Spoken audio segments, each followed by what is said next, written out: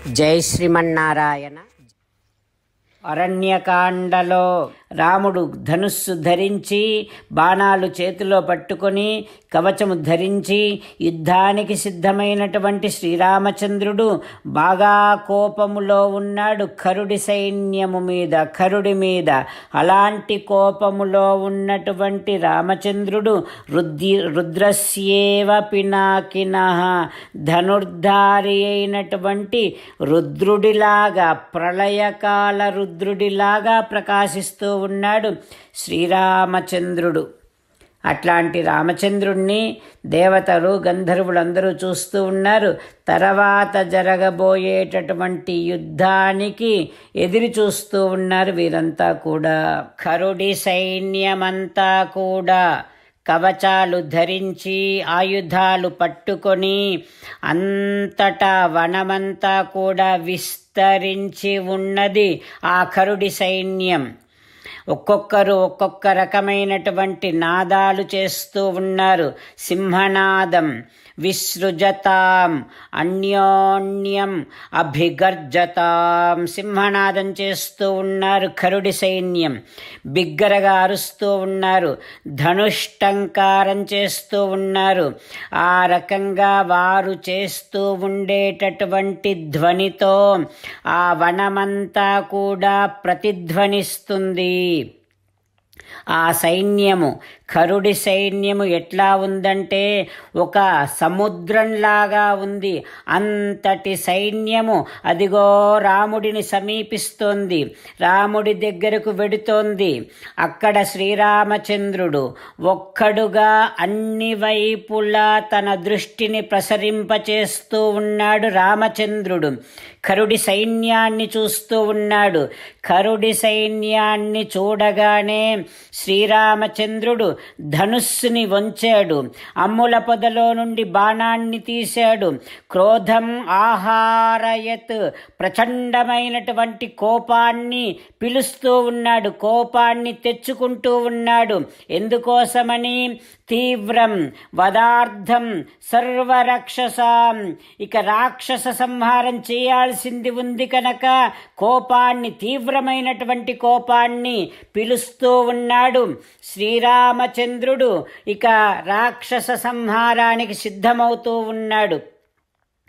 ప్రళయాగ్నిలాగా కోపముతో, తేజస్సుతో వెలిగిపోతూ ఉండేటటువంటి ఆ శ్రీరామచంద్రుణ్ణి చూసి ఆ వనములో ఉండేటటువంటి వనదేవతలంతా కూడా పారిపోయారు. ఆ కోపములో రామచంద్రుడు ఎట్లా ఉన్నాడంటే, దక్షయజ్ఞాన్ని వినాశము చేయటము కోసం ఉద్యమించినటువంటి పినాకినః, శంకరుడిలాగా రామచంద్రుడు భీకరంగా ఉన్నాడు. కరుడు తన రథాన్ని రాముడి వైపు పోనిమ్మంటూ సారథితో చెబుతూ ఉన్నాడు. రాముడు ఒక్కడే అక్కడ ధనుర్ధారి అయి ఉన్నాడు. కరుడు రాముడి వైపు వెడుతూ ఉంటే మిగతా రాక్షసులందరూ కూడా వచ్చారు. కరుడు రాముని మీద 1000 బాణాలు వేశాడు ఒక్కసారిగా. వెంటనే మిగతా రాక్షసులందరూ కూడా శ్రీరామచంద్రుడి మీద రకరకాల ఆయుధాలని ప్రయోగించి గొడ్డళ్లతో కొడుతూ ఉన్నారు శ్రీరామచంద్రుణ్ణి. రామచంద్రుడి మీద బాణవర్షాన్ని కురిపిస్తూ ఉన్నారు. రాముడి చుట్టూ అందరూ రాక్షసులే. అప్పుడు రామచంద్రుడు వారందరూ వేస్తూ ఉండేటటువంటి బాణాలను, ఆయుధాలను తన బాణములతోనే నిరోధిస్తూ ఉన్నాడు. వారందరూ ప్రయోగించినటువంటి బాణఘాతములకు, ఇతరమైనటువంటి ఆయుధాల వల్ల రాముడి శరీరమంతా గాయపడి ఉంది. సీతారామచంద్రులను మనసారా ధ్యానము చేస్తూ పరమదయాలువు పరమశివుడు చెప్పిన పరమపావన రామనామాన్ని చెబుతూ మనము రామనామ గానము చేస్తూ ఉంటే అదిగో సీతారామచంద్రులు, పార్వతీ పరమేశ్వరులు, ఆంజనేయ స్వామి, సకల దేవతలు, పితృదేవతలు, మహర్షులు, ఆచార్యులు, భాగవతోత్తములు అందరూ మనని చూసి ఆనందముతో అనుగ్రహిస్తున్నటువంటి దృశ్యాన్ని భావన చేస్తూ నోరారా రామనామగానము చేద్దాం. రామ రామ దశరథ రామ, రామ రామ దశరథ రామ, హే హే రాజా రామ, హే హే రాజా రామ, హే హే సీతారామ, హే హే సీతారామ. జై శ్రీమన్నారాయణ. భక్తులకు ప్రత్యేకమైనటువంటి విజ్ఞాపన. మీకు అన్ని విషయాలలో వెంటనే మంచి ఫలితాలు రావాలి అనంటే ప్రతిరోజు 1 నిమిషం వెచ్చించి నారాయణాస్త్రాన్ని చదవండి. ఇక మీకు తిరిగే ఉండదు. నారాయణాస్త్రాన్ని పొందడానికి మీరేం చేయాలంటే నారాయణాస్త్రం అనే వెబ్సైట్కి వెళ్ళి మీ పేరు, మీ ఈమెయిల్ ఇస్తే మీ ఈమెయిల్కి నారాయణాస్త్రం PDF వస్తుంది. అందులో ఒక రామాయణ శ్లోకం, ఒక గీతా శ్లోకం, ఒక విష్ణునామం ఉంటాయి. ఆ మూడింటిని కలిపి నారాయణాస్త్రం అంటాం. ప్రతి ఒక్కరికి వేరువేరు శ్లోకాలను ఇస్తున్నాం. ఆ రకంగా ఎవరి శ్లోకాన్ని వారు ప్రతిరోజు తప్పనిసరిగా చదవటం వలన ప్రతిరోజు ప్రతి 24,000 భక్తులతో ఒకసారి సంపూర్ణ రామాయణ పారాయణ, 33 సార్లు శ్రీమద్ భగవద్గీత పారాయణ, 24 సార్లు శ్రీ విష్ణు సహస్రనామ స్తోత్ర పారాయణ జరుగుతుంది. ప్రతి ఒక్కరికి అంతటి విశేష ఫలితము ప్రతిరోజు లభిస్తుంది. అందుకని మీరు, మీ కుటుంబ సభ్యులు అందరూ ఒక్కొక్కరు ఒక్కొక్క నారాయణాస్త్రాన్ని వెంటనే పొందండి. జై శ్రీమన్నారాయణ. శ్రీమద్ భగవద్గీత సారాంశముగా 18వ అధ్యాయములో 65 నుంచి 69 శ్లోకముల ద్వారా శ్రీకృష్ణ భగవానుడు మనందరినీ ఒక 8 పనులు చేయమని చెబుతూ పరమాత్మ ఈ రకంగా అంటూ ఉన్నాడు. ఎవరెవరైతే నేను చెప్పిన ఈ 8 పనులు చేస్తారో వారందరూ నాకు చాలా ఇష్టమైన వారవుతారు. అప్పుడు వారిని నేను సకల పాపముల నుండి, సకల దుఃఖముల నుండి విముక్తులను చేసి నా అంతటి వారిగా చేసుకుంటా, తరగని ఆనందాన్ని అనుభవింపచేస్తా.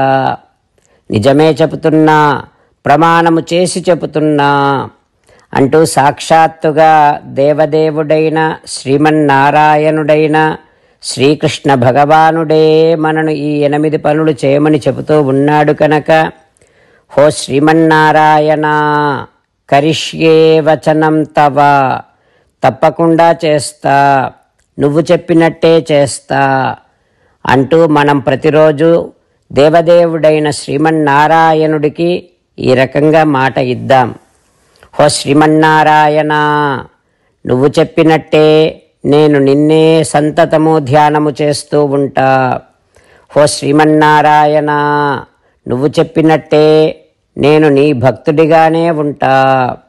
హో శ్రీమన్నారాయణ, నువ్వు చెయ్యమన్నట్టే నేను నా విధులను, కర్తవ్యాలను నీ సేవగా, నీ తృప్తి కోసమనే సక్రమంగా నిర్వర్తిస్తూ ఉంటా.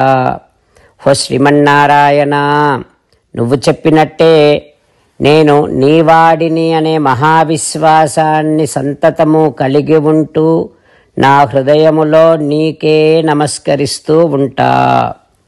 హో శ్రీమన్నారాయణ, మామేకం శరణం వ్రజ, నన్నొక్కడిని మాత్రమే శరణు వేడుకో అని నువ్వే అన్నావు కనుక నేను నిన్ను ఒక్కడిని మాత్రమే శరణు వేడుకుంటా. హో శ్రీమన్నారాయణ, మా శుచః, ఇక దుఃఖించకు అని నువ్వే నాకు భరోసా ఇస్తూ ఉన్నావు కనుక నేను ఇక దుఃఖించను. హో శ్రీమన్నారాయణ, నువ్వు చెప్పినట్టే నువ్వు నా కోసమని చెప్పిన శ్రీమద్భగవద్గీతను ఎప్పుడో ఒక్కసారి కాకుండా ప్రతిరోజు కనీసము 1 శ్లోకాన్నైనా అనుసంధానము చేస్తూ గీతోపదేశాన్ని జ్ఞాపకం చేసుకుంటూ ఉంటా.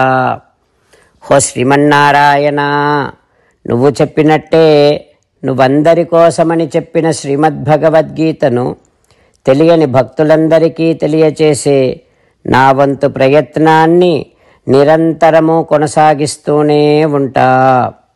ఓ శ్రీమన్నారాయణ, నేను నువ్వు చెప్పినట్టే చేస్తా, నీకు నచ్చినట్టే ప్రవర్తిస్తా, నీకోసమే పని చేస్తూ ఉంటా. కరిష్యే వచనం తవ. సర్వం శ్రీకృష్ణార్పణమస్తు. జై శ్రీమన్నారాయణ.